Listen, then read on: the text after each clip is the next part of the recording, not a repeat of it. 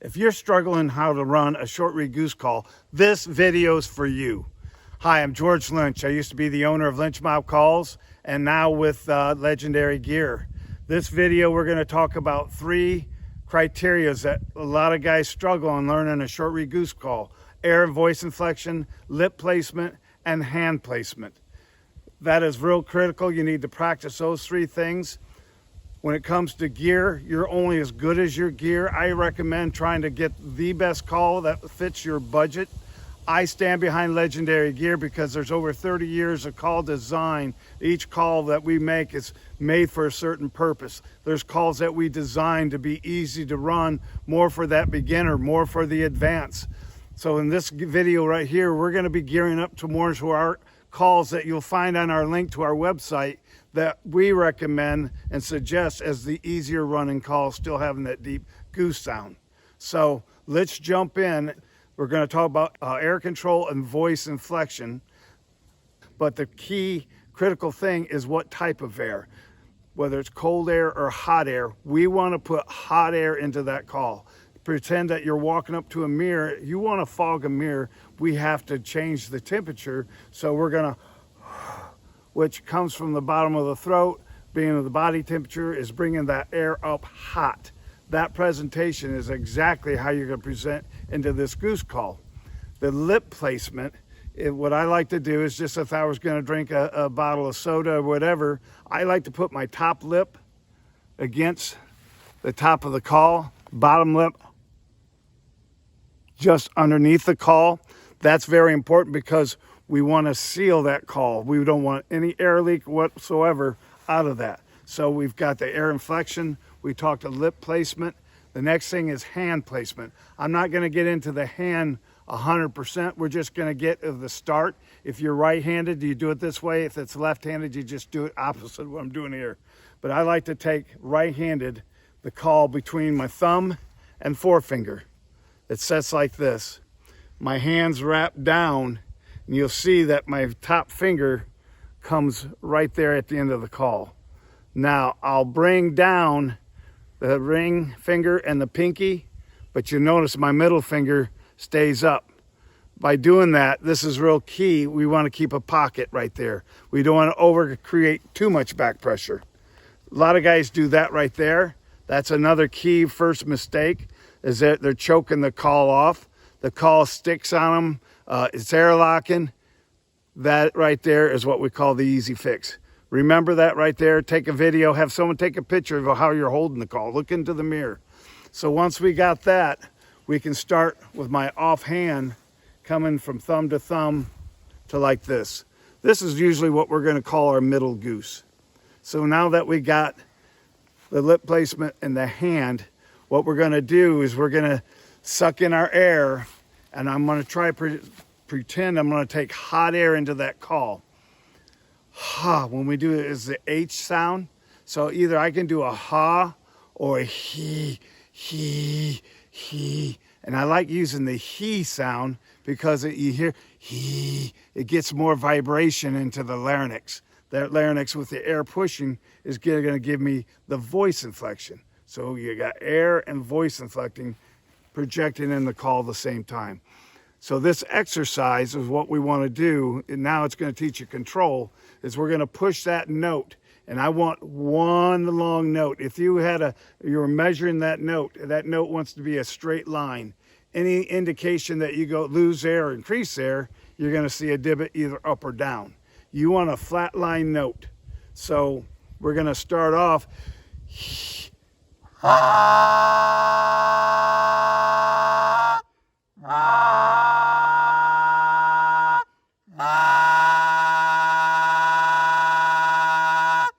Once we get that mastered, then you're going to go to the end of the, what we call either the honk, the cluck, but it's going to go he. Now you hear the air, he.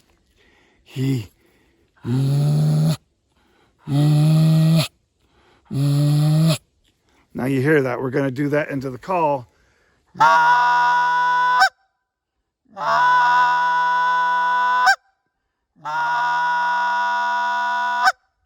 Now, why that's critical, don't jump forward to get the end of that cluck until you can get that flat note, because you're probably going to start off with this.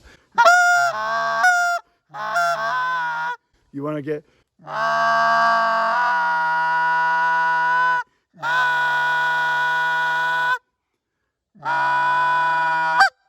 or that honk. To get it into a cluck, all you're going to do is shorten that, and it's going to sound like this.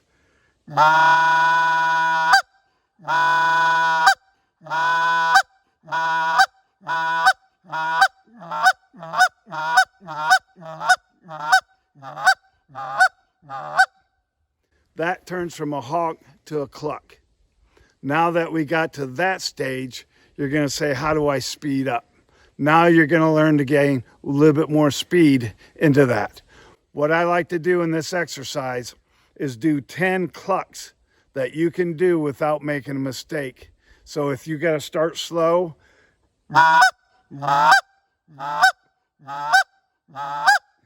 start right there. If you make a mistake, you jump back. Once you can get doing 10 clucks nice and clean, then step up the process and go a little faster. A little faster yet. Faster. Now I've learned to control that call. I've added the voice inflection. I'm learning to take and cut that air off. That right there, you practice on that, and that's not going to happen overnight. But remembering that hot air at the beginning is going to help you from the push point to get that voice inflection and feeling that hot air going through that call. Now, how are we going to get different clucks? How do I get the different sound of different clucks? How do I get that double cluck? Okay, so to get that, all I'm going to do, again, we're going to take that cluck that we learned, and I'm going to open my hand just a tad. And instead of being like the wizard, the guys who are doing it, you notice my hand is staying pretty much in a solid position. When I do alleviate from that, it's very slight.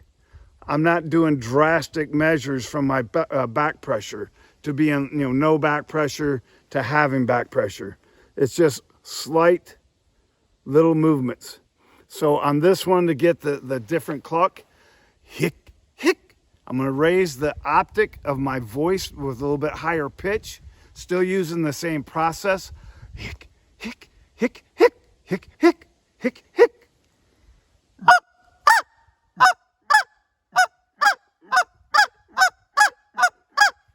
Now you notice when I move the hand away from the insert, what I'm doing is removing the back pressure.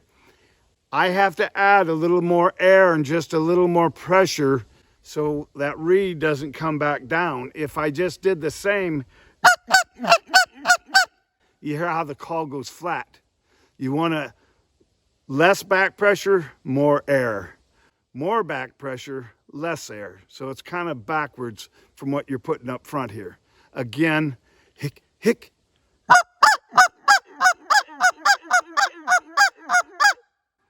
Once you got that mastered, again, we're going to do our speed test where I'm going to sit here and just do 10.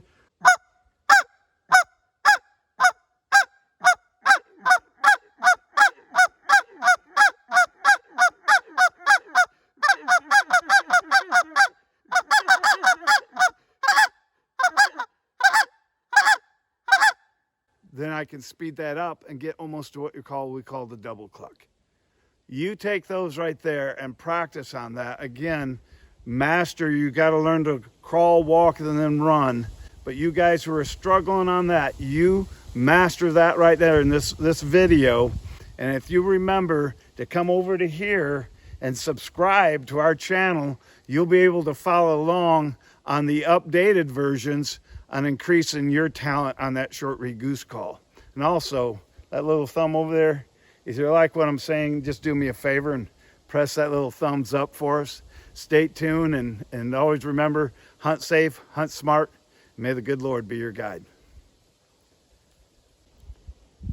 So we're going to add a little bonus thing onto this video that I didn't do on the past videos. My wife has been with me at a lot of our shows when I'm teaching and working with young guys or new guys. Don't have to be young, but new people on the short reed goose call. Frequently most asked questions. So Di, you want to give me some questions? I'll fire back some answers. What you hear at the shows?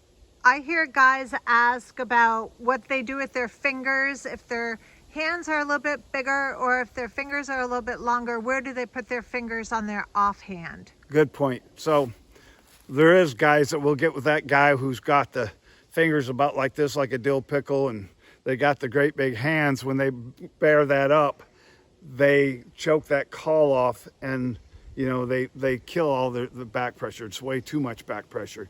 Size of the hands really doesn't matter. In fact, you know, the bigger hand is more acoustics you can get to that call, but you got to learn how to use that hand. So it's a great question.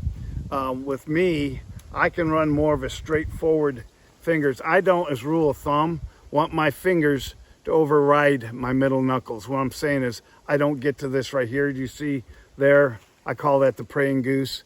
You have no sound. You take your verbiage away.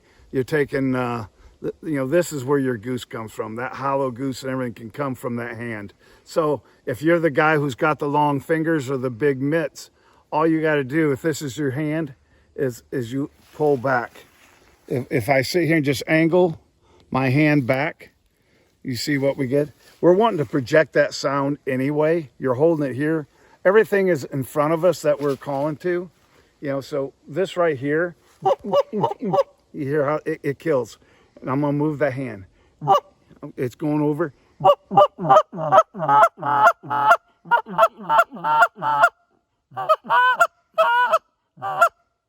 So if you got the long fingers, big hand, just take it and slide it right back to keep that. And you see that pocket that we're keeping open. That's your hollow goose. So right there's the opening. Yep.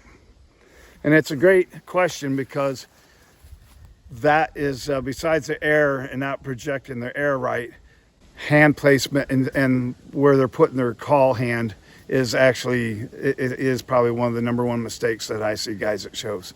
Okay. Second question, what do they do with their tongue and what cuts off the sound? Okay, that's another great question. The tongue is the seal. The tongue is very important. Guys will get so messed up. They'll tell me, well, I've watched this one video. This guy says to do this with his tongue. Then the other guy says this. I actually don't get so caught up into that. You know, the physics of everything is that by the end of that note, this tongue is still coming up to the roof of the mouth to cut the air, to cut that note off. Same way when we speak, we use, you know, we have to utilize that tongue when we speak. So it's the same way. I like to anchor, whether it's a duck call or a goose call. I like to start with the tip of my tongue behind my bottom teeth. So this is my gum. This is my teeth. You can run two. It depends if I'm doing quick spits, you know, the faster the note and everything, I will anchor my tongue up higher behind my teeth. If I'm getting for deep moans and wanting to open that cavity in my mouth to get more air in that big moan, I'll slide my tip of my tongue down, yaw, yaw, and do that. So this is the front bottom teeth. This is your bottom teeth, the back of your bottom teeth. The back of this is the front of my yep. teeth. This is the back. So the tongue is anchored behind. Now the thing that you'll remember,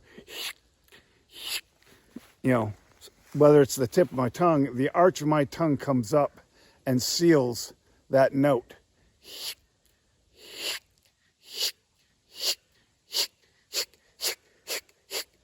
And that seals it right off, and with air pushing behind it gives you that snap. So the arch of my tongue is actually, or the front third of my tongue is actually coming to the roof of my mouth, with my tip of my tongue staying behind my teeth. I still have to anchor to shut that off. Don't get caught up, because what happens if you're sitting here and not knowing how to, guys are sitting there trying to use the tip of their tongue, and what they get is a lazy tongue, and I got air flowing all over in here. You know, we're trying to sound like a goose. We're out calling. We're not on a stage. We're just trying to get different sounds of geese, trying to sound like a goose. And number one thing is I want to control that call. Every note that I make on a call is on purpose. As I made, I want to make that sound. It wasn't by accident. It's by muscle memory that I know by planting this, moving this, and by being able to how the voice inflection and utilize it. And I can tell you all this stuff about the hand and about the air, but the practice is the only way. I cannot push the air through your mouth for you.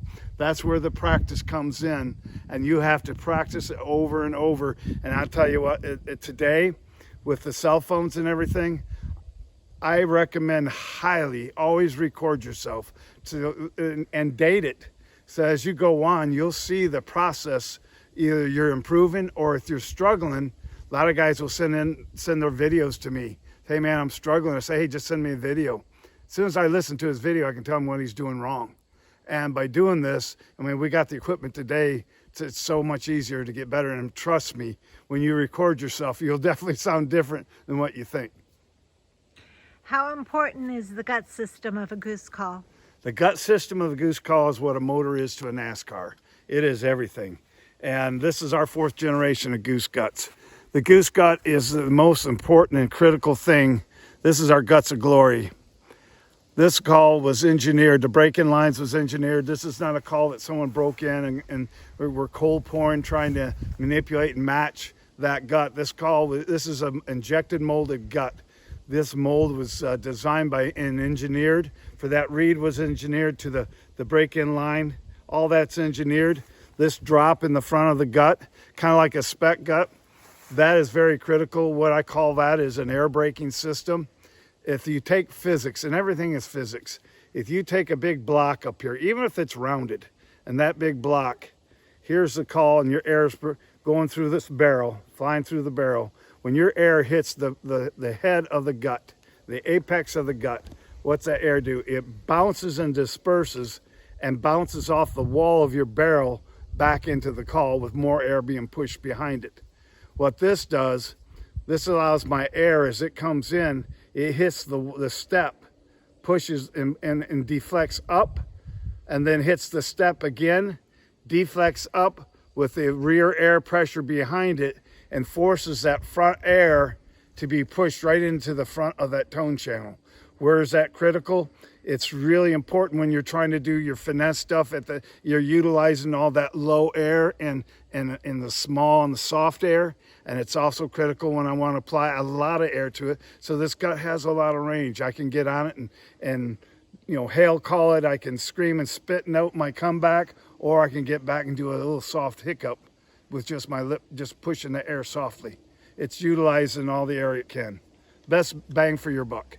How do you stand behind your call? That's a great question, and I started that back with Lynch Mob Calls, and it all depends. And we would love to have all the dealers we can. There's just so many dealers out there, and it's tough to be in the dealers. It's tough to be all over in this country where people can try a call. But one thing, people have the internet, everybody has a cell phone, and it's so easy to go to a website, and we stand behind our product so much and believe in our product that if I can just get that call in someone's hand, it might not be this call, but we have so many different call designs in there. And that was a great question, because I've been asked before, why do you make so many calls? And it's like the old saying, can't build a house with a hammer. And General Motors doesn't make one car.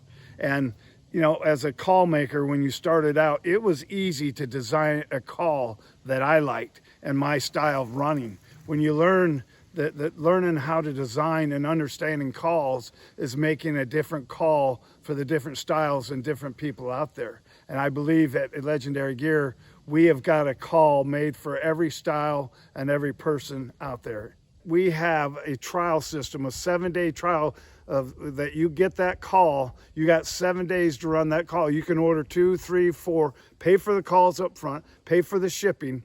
You or your buddies, great way for all you to check it out. If you find the one call you like, all you do is you send the other calls back. We'll deduct those calls from your credit card minus the shipping and the call you pick. I've done this so many times that we sent multiple calls, 2 to 3 calls to a guy, end up selling all 3 calls to him. Either he likes them, his buddy likes them, but that is, to me, the best way. The best salesman is yourself. being able, our word of mouth is the best salesman, getting it in your hand, telling your friends. To this day, that's still the best way of spreading the word on our calls. So if somebody's never met you before, what would you say? What's your credibility? What's your background and experience? And why do you think that you are great at call design? Well, I've got 30 plus years in making calls, designing calls, tuning calls. A good friend of mine once told me, he says, you know, learning tune goose calls, it takes a good 1,000 calls before you start learning what you're doing. And he was 100% right. It takes 1,000 calls before you start catching on, understanding everything, what affects and how to, even when it makes a goose gut. You know, there's so many call makers out there today are using someone else's goose gut, or they're cold pouring a gut that theirs made by someone else. It's still someone else's goose gut. When you start engineering your own goose guts, the wedge and everything, it's all critical and all has to come together. So I think that, you know, we've made 4 generations of goose guts. We've also been approached by other big call companies out there for me to design goose guts for them. So I think there must be a little credibility in our knowledge and what we do and the respect. I've judged the world goose, I think about 6 times. I judged the world duck once in Eastern Maryland, one in Stuttgart, Arkansas, and might be one of the few guys I know of that's done both. You know, so there's been credibility that way. It's just my whole thing. It isn't about how many likes and how many views we get on Instagram or on social media. I love it when I go to a show and my wife has been with me and have some young guys come up and say, man, you know, I started using your calls. I just got into it and had the best year ever. We had so much fun being able to call in our own geese this year. Thank you so much for your help. Or, you know, you worked with my son years ago over the phone. You know, that stuff right there, to me, is the best credibility you can get is from your customer reviews. The modest man forgot that he was also inducted into the Hall of Fame this past August. So congratulations, Thank you. George. And the Hall of Fame was for the Legend of the Outdoors Hall of Fame. And it was down there at Johnny Morris's Civic Center in Springfield, Missouri. It's Gary Mason is a thing that he sets up. And you got Harold Knight, David Hale, you got Bill Jordan, Toxie Hayes, Tim Grounds, you know, to be into this, Jimmy Houston. There's just so many people that are put into this class. It's an honor to be part of the class. With Legendary Gear, how accessible are you for a phone call, for questions? As long as it's not 3 a.m, my cell number. That's what built us with with Lynch Mob Calls. And it's the same philosophy I have Legendary Gear. People work hard for the money. And I want, you know, people to be successful with my product. And the best way to help people be successful is through educating and training. So, man, anytime you got a question, that's my cell number. Not too many people put their cell numbers on the website, but that's my cell number. And I've had a lot of people call me at different times at night, different times in the day, and thank you, you know, hey, I can't believe I got you, and thank you so much for spending time. And it's important to me. You guys are important.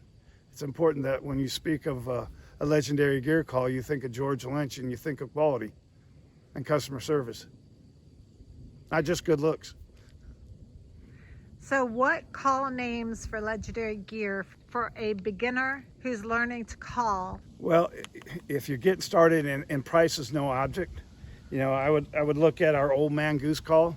The Old Man was designed in 2022. We first came out with that. Wildfowl magazine chose us as one of the top picks in the goose call category. Easy to run, very goosey. That's why we designed it that way. This has probably been one of our most popular selling calls. You know, you can go and get that in the Delrin version and save yourself some bucks. Both are CNC, both great calls. If you're a guy that price point is something, I take a lot of pride in our injected molded line. This big dog right here is molded a lot after our alpha call. It's like a one call can do all. This call is tuned with the same gut system that we use in our high-end calls. We are the only call company out there in our injected molded that use all acrylic molded call instead of a polycarbonate when we did this, and I had these made. What's the benefit of ordering legendary gear for a beginner? That's one of the great benefits of it, because we think a lot about the beginner. But if you buy one of our injected molded Goose calls, we have calling lessons, QR code right on the back of the packaging that you could sit there and take, and it'll put you right in at calling lessons, how to run a short reed goose call.